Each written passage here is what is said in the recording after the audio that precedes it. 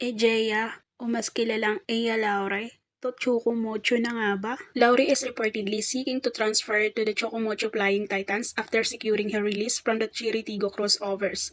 According to an article on the Avanti website, Laure has expressed her desire to join the Ribisco-owned team in hopes of capturing a Premier Volleyball League championship title.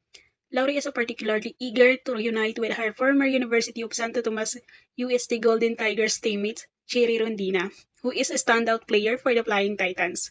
The article also noted that discussions are already taking place to facilitate Laure's transfer to Chocomocho.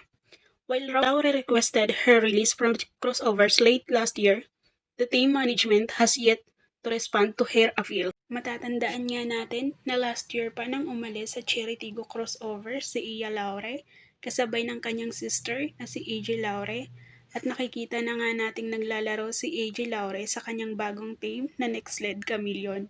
Ngunit sa kasamaang palad at nakakalungkot na balita, hindi pa rin natin nalalaman kung saan nga ba mapapabilang ang nag-iisang Eya. Excited na ba kayong malaman kung saan nga ba siya susunod na mapapabilang na team?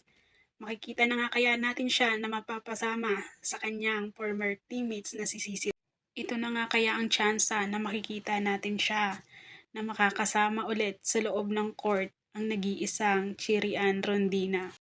Muli na nga kaya silang magkakasama ni Sisi sa loob ng court upang maglaro. Matatandaan nga din natin na nagkasama na ang dalawa sa Alas Pilipinas kung saan napasama si Ian Laure sa national team ng Pilipinas. Kasama nga si Cici Rondina at dito nga ay muli silang nakapaglarong dalawa na magkasama. Subalit datapwat, ito na nga rin ba makikita natin siyang kasama ang kanyang ate Dina sa loob ng court na kaibigan niya sa team ride.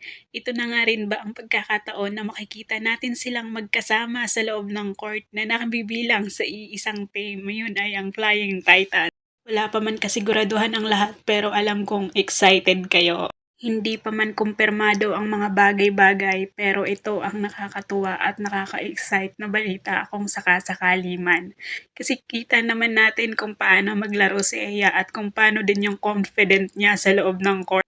Isa nga si Eya sa mga dominanting player na maangas maglaro, kaya naman dagdag talaga sa moral ng Team FT kung sakaling mapapasama siya dito.